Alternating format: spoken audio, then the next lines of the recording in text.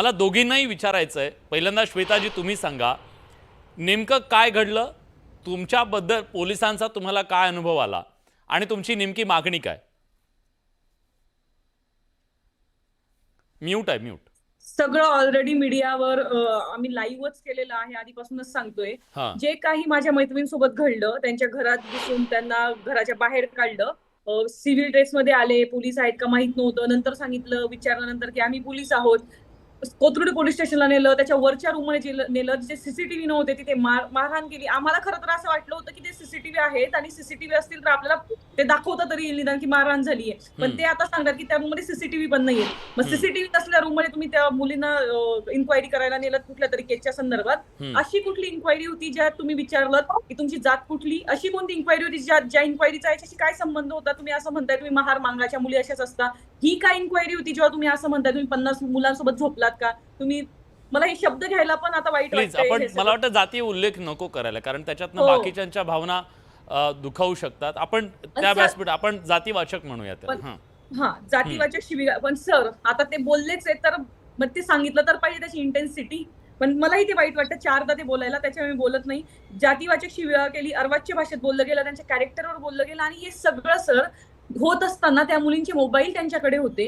त्या मुली कुठे आहेत हे आम्हाला माहित नाही. आता आम्ही त्यांना कॉल करतो, तिचा फोन लागत नाहीये. एका मुलीला तर त्यांनी सकाळी 11 वाजता तिच्या शाळेच्या प्रिमायसेस मधून उचललंय, जिथे काम करते ते प्रिमायसेस मधून तिला गाडीत टाकलंय आणि रात्री 11:30 वाजता तिला सोडलेलं आहे. आणि तिचा मोबाईल त्यांच्याकडे होता. तिच्या आई वडिलांनी कॉल केले, आम्ही कॉल केले, आम्हाला माहित नव्हतं ती कुठे. जेव्हा ह्या मुलींचा एकीचा कॉल त्यांनी उचलायला दिला आणि आम्हाला अंदाज आला की ती पोलिसांसोबत आहे, आम्ही पोलिसांसोबत बोलायला लागलो. तर ह्या सगळ्या घटनेनंतर आम्हाला समजलं की ह्या मुली कुठेतरी आहेत पोलिसांसोबत, नाहीतर तेही आम्हाला माहित झालं नसतं. तर अशी कुठली चौकशी असते की जी अशा पद्धतीने केली जाते, इतक्या अमानवी पद्धतीने केली जाते?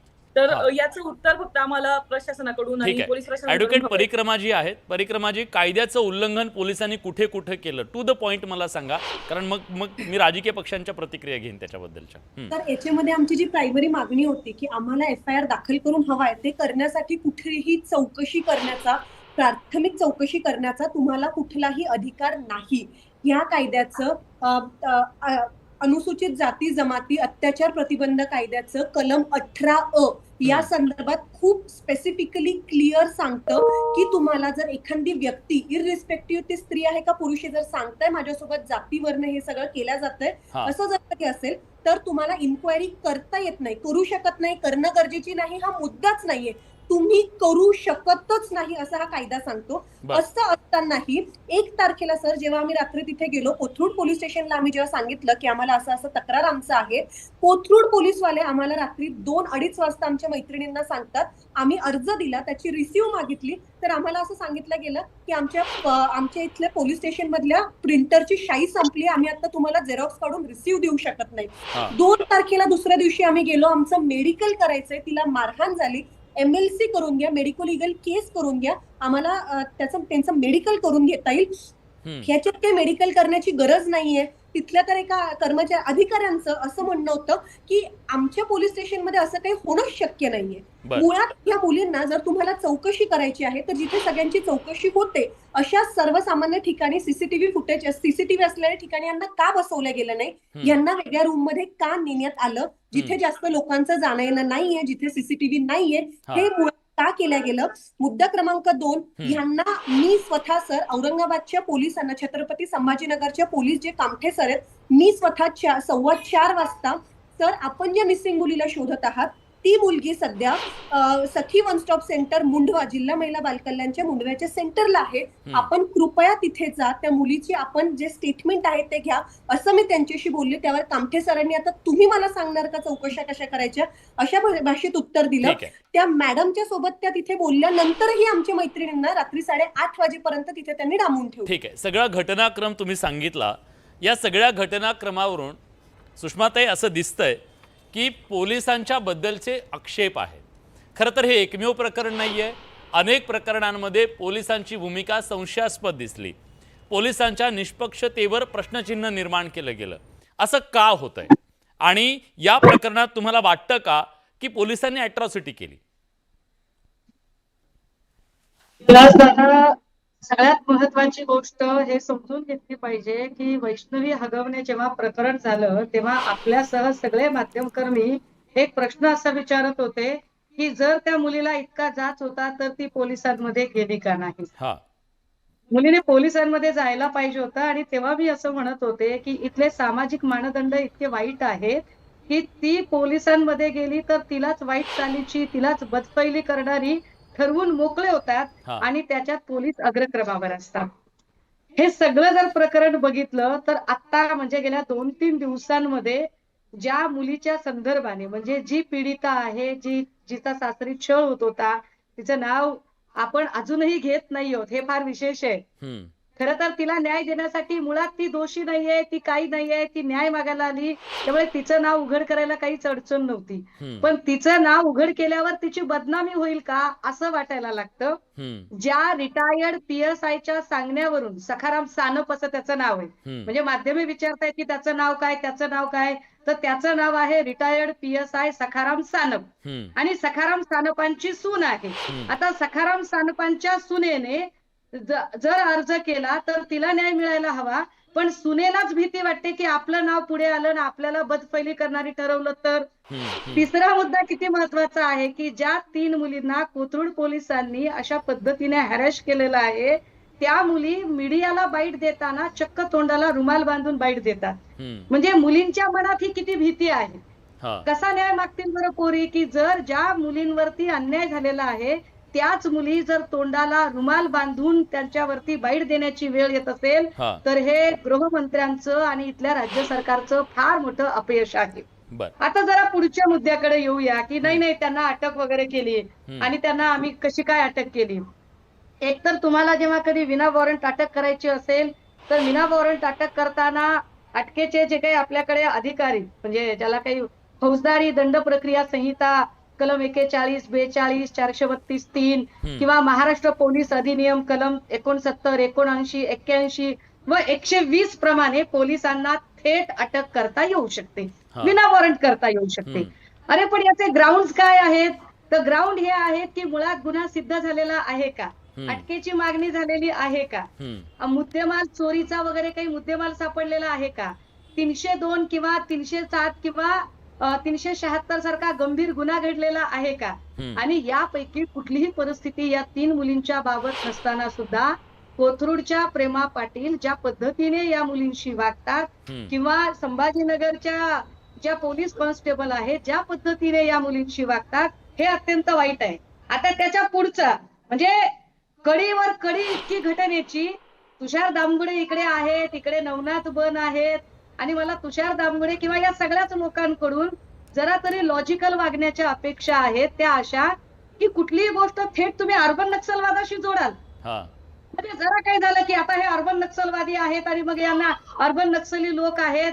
अरे ती पोरगी न्याय मागते समजा श्वेता पाटील सारखी पोरगी जिला सगळ्या पुण्यातली लोक ओळखतात सेवा दलाच्या चळवळीतली लोक ओळखतात जी अनेक वर्ष सेवा दलाच्या याच्यात काम केलंय किशोर भगवान नावाचे जे काही NGO चालवतात आणि त्यांच्याकडे अक्षरशः ती एका असंघटित क्षेत्रात आलेली मुलगी आहे तिथून ती तिचं काम उभं करते. आता त्या पोरीला तुम्ही अर्बनी नक्सली ठरवण्यापर्यंत मी थेट मुद्द्यावरच येतो म्हणजे भीक नको पण कुत्रावर असा ठीक आहे. तुषार दामगुडे आपल्या सोबत आहेत. तुषारजी एका बाजूला या पीडित म्हणतायत आम्हाला न्याय हवाय आमच्यावर अन्याय झाला असं त्या म्हणतायत तुम्ही मात्र पोलिसांची बाजू घेताय आणि तुम्ही असं सांगताय की या सगळ्या पोलिसांवर दबाव टाकतायत. काय लॉजिक आहे ताई म्हणतायत थोडं तर लॉजिकल वागा. विलासजी तुम्ही काही सुरुवातीला उदाहरणं दिली आज 2.25 लाख थेट पोलीस कर्मचारी आणि त्यांचं कुटुंबीय हा कार्यक्रम आज बघतायत. होय ते इथले राजकीय पक्ष त्यांच्याबद्दल काय मत व्यक्त करतायत त्यांना कसं गुन्हेगार ठरवलं जातंय हे ते बघतायत आणि ते बघत असताना माझ्या मनाला खूप वेदना होत आहेत की 5-25 उदाहरणं देऊन तुम्ही आमच्या पूर्ण पोलीस दलाला तुम्ही गुन्हेगार ठरवलं. नाही नाही नाही मी थोडं थांबवतो मी पुन्हा वाचू नको तो काही पोलीस अधिकाऱ्यांच्या प्रतापामुळे असं म्हणालो मी ती काळजी नक्की घेतली असेल ना जेव्हा बोललो असेल तेव्हा. ठीक आहे. मी माझे मित्र पोलीस आहेत आणि आम्हाला अभिमान आहे चांगल्या पोलिसांचा. प्लीज आता हा विषय कोथरूडच्या पोलीस अधिकारी प्रेमा पाटील अमोल कामठे संजीवनी शिंदे यांच्या पुरता नाहीये. आज जे सांगितलं गेलं इथं ते अर्धवट सांगितलं गेलं. एक तरुणी मिसिंग होते, मग तिची हत्या झाली, तिची विक्री झाली, तिच्या किडण्या काढून घेतल्या. हे तपासण्याचं काम कुणाचं आहे? हे प्रसार माध्यमांचं काम नाहीये, हे कुठल्या राजकीय पक्षाचं काम नाही, हे पोलिसांचं काम आहे. तो तपास करताना जेव्हा काही व्यक्तींकडे पोलीस गेले तेव्हा त्यांनी अचानक भूमिका घेतली की आम्ही म्हणू ते आधी करा आणि मग तुमचं आम्ही सगळं ऐकून घेऊ. त्याला पुरावा म्हणून त्यांच्याकडे शून्य गोष्टी आहेत. ते स्वतः सांगतायत फक्त की आम्हाला जातीवाचक शिव्या दिल्या, पण त्याला पुरावा म्हणून त्यांच्याकडे काही नाही. आणि हे आरोप करणारे कोण आहेत? तर मी तुम्हाला त्यांची उदाहरणं देतो. या ज्या आता इथं बसलेल्या आहेत श्वेता पाटील, ऐका, बोलायच्या आधी बोलायच्या आधी तुम्हाला एक हिंदू तुम्हाला धर्मियांचा एक इतका तुम्हाला तिटकारा एक वाटला हे की त्यांनी सांगते, त्या वडाच्या झाडाला खोटं फेरा मारू नये म्हणून ऐका त्यांनी ऐका मध्ये कांगावा केला. तुम्हाला तुम्ही दुसरं त्यांनी स्टेटमेंट काय केलं? तर तर त्यांना मुद्दा समजून घ्या, ते मुद्दा सहभागी समजून झाल्या. घ्या. त्यानंतर त्यांना तुमच्या गृहमंत्री आज या मुख्यमंत्री देवेंद्रजी फडणवीस हे आहेत, म्हणून- हे त्यांना सहन होत नाही.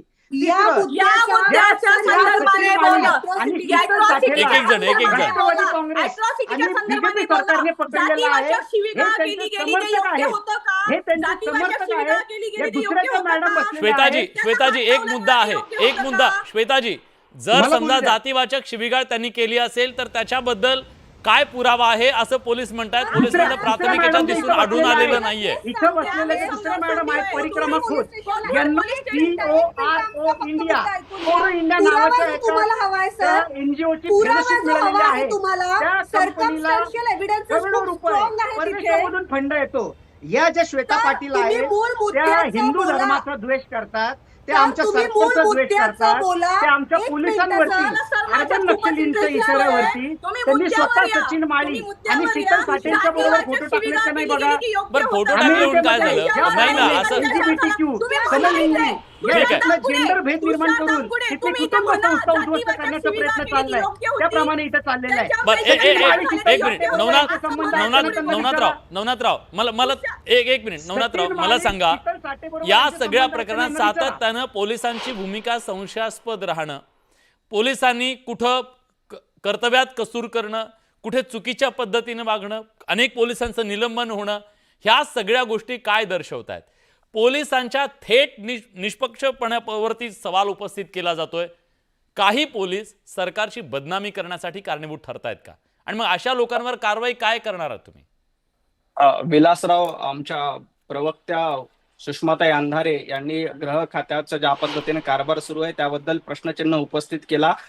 ताईंना मला फक्त आठवण करून द्यायची की या राज्यामध्ये एका मोठ्या उद्योगपतीच्या घराच्या बाहेर बॉम्बस्फोट प्लान करायचा, पोलिसाच्या माध्यमातून बॉम्बस्फोट प्लान करायचा आणि तो पोलीस अधिकारी काय लादेन आहे का अशा पद्धतीचं त्याचं समर्थन करायचं, अशा पद्धतीची परंपरा त्या पक्षाची राहिलेली आहे.